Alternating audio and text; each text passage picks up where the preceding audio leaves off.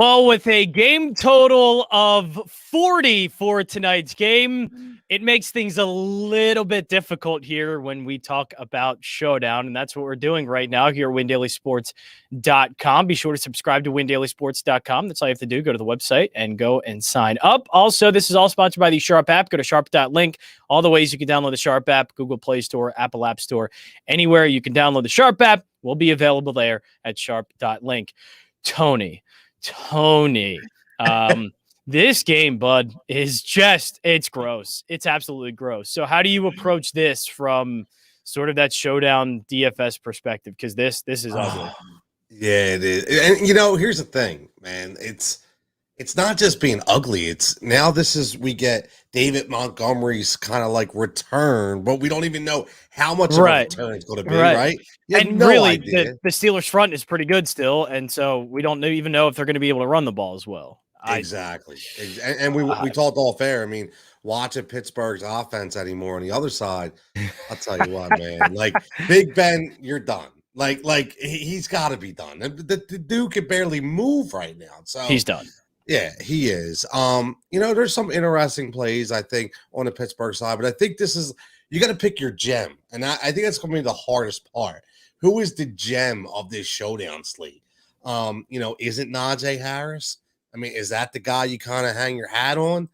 He's going to be pretty popular.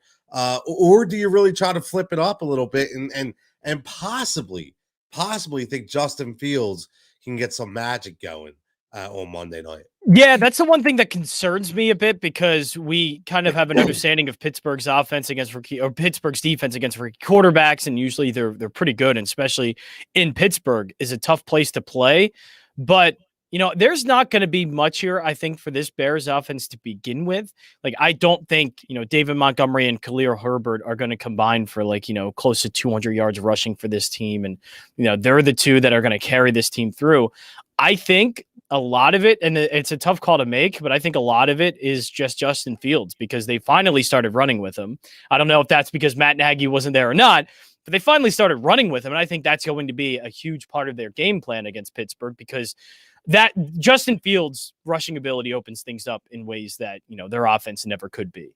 So I like that aspect of Justin Fields, and I don't know if their passing game is really going to be that great because A, it never really has been, and B, Pittsburgh's still solid defense all around, and I think that front's going to get after Justin Fields a bit in terms of, his ability to pass. So I like Justin Fields just because the ball's going to be in his hands a lot, and I think they're going to have to kind of, that's going to be the one way they can be productive is with his feet. Yeah, it's going to have to be, because 6.5 yards per attempt. That's not a lot in a passing game for Justin Fields, right? So, and Allen Robinson, I feel so bad for the guy, man. I mean, this is a guy, right? Listen, this isn't good.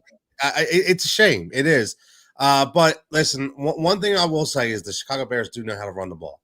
That's one thing they do. They can run the heck out of the ball. And I really like Khalil Herbert tonight. I understand everybody's going to be jumping on this David Montgomery wagon. And listen, I have to temper my expectations. I mean, this guy's been out for a long time. You're just not going to come in and flip the switch.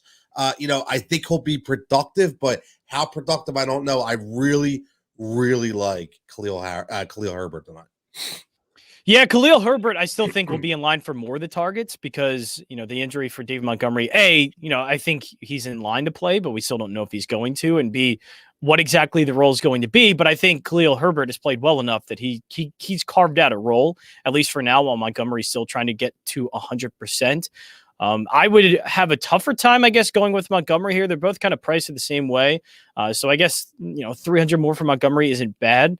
But, I think you would have to at least get some shares of both just because I honestly have no idea who's going to get the majority of the carries.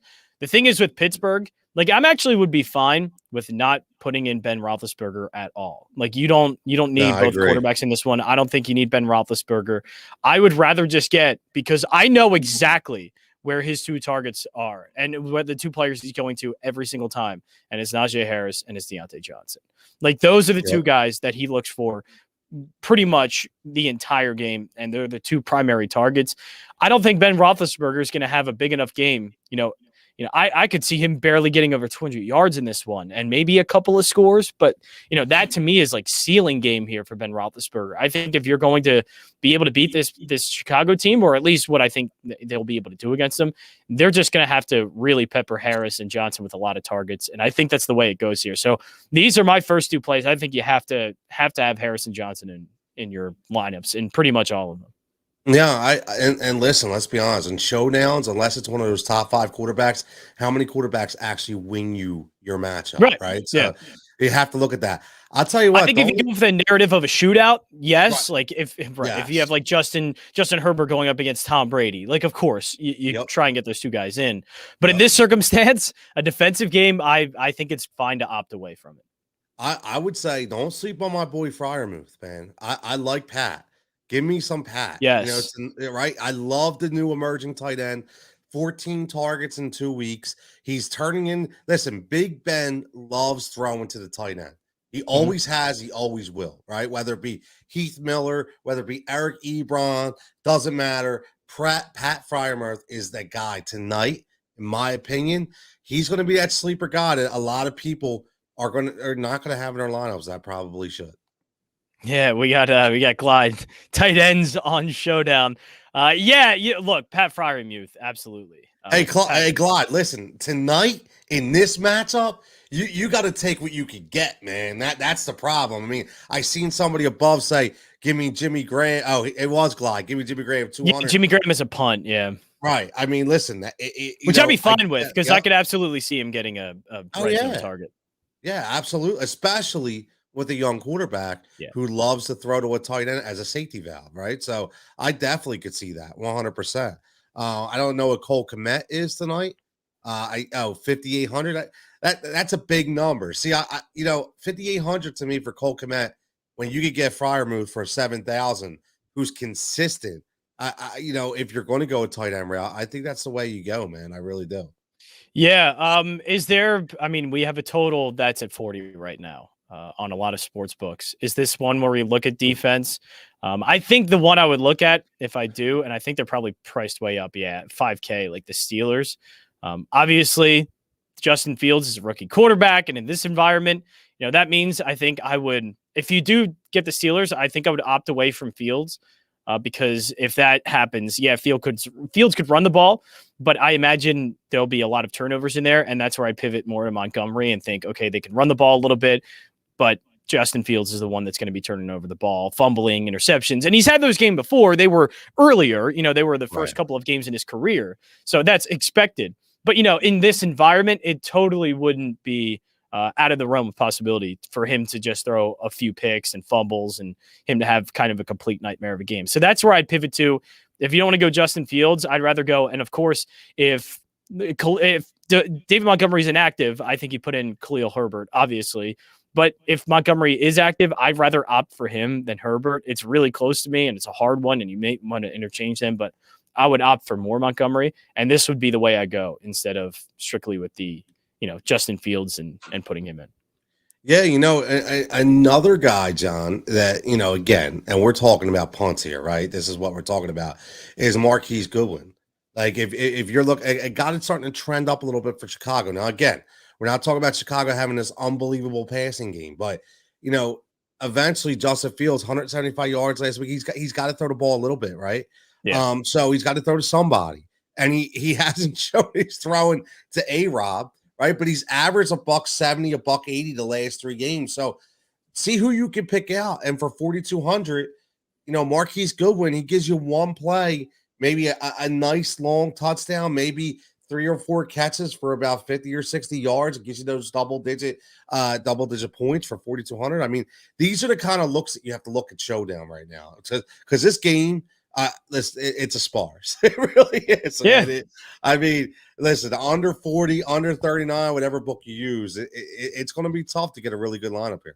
Yeah, so I think one other thing that I might do as well, and I know if you check out our DFS article on WinDailySports.com, you'll see this, kind of going for Chase Claypool here, because Chase Claypool, look, he's not as consistent and not getting the consistent targets like Deontay Johnson, but he's still a second option and a viable option that Ben Roethlisberger has gone to. And, he could take this, like say these 2 games here, 7 targets, only 2 catches, 5 targets, 4 catches, but that could easily be, 5 catches, 40 to 50 yards and a touchdown for Chase Claypool. And that's probably going to be one of the better performances, honestly, on this kind of slate. So I could see Chase Claypool certainly being an option. And if you do that, then you absolutely have to go with sort of a punt there with Jimmy Graham. And look, in terms of punts, I think I'm fine. I'm completely fine with Jimmy Graham as a punt because he's one that's going to get on the field and see the field in some capacity. So I might as well just go for him and take Jimmy Graham and kind of keep it like that. But yeah, look, I mean, we have 3 Pittsburgh, Steelers here, and I think that's completely fine, to be honest with you, to do that. Yeah, listen, the only thing I would say is I get a little ballsy here because nice. I know we've been bashing Justin Fields. I know he hasn't done a lot, right? But against San Francisco, okay, he did because he rushed one in, right? Had 103 yards rushing. He did have 30 DraftKings points, right? So I'm just saying what we seen Buffalo getting beat by Jacksonville. Yep. Right. Who would have thought right? Like, I think the point you're making is a great one in, we're thinking one narrative here. I actually think the Bears cover in this one, but I think it's low scoring. But yeah, if you want to go the narrative, Justin Fields actually, uses his legs again and actually could put up points, That's what I'm thinking. I'm thinking he found his legs last week, and I'm thinking he said to himself, you know what? I mean, because if you look at John, if you go back week 4, week 5, right? And, even, listen, week 1, 3 yards, 31, 12, 9, 4. Then all of a sudden, 43, 38, 103. He's starting to find it, right? He's starting to say, okay, if I can use my legs a little more, maybe can open some things up. So he might turn into a run-first guy tonight in front of us. And you never know that. Listen, odder things have happened, right? Stranger things. Absolutely. Yeah, I completely agree with that. And so basically, keep the status update on Mooney. He's still questionable, but I like the idea of going with him. If you go with Justin Fields, I don't like putting in David Montgomery because I think that means I think Justin Fields would take the majority of the carries or obviously take things away from David Montgomery. So that's where I'd opt to maybe go after. And I can't do Allen Robinson. I don't know. I feel weird about doing even 7,200 with a guy that's just not getting involved a lot. I'd rather if healthy go with Mooney and stack those two together and, kind of make lineup decisions now based off of that.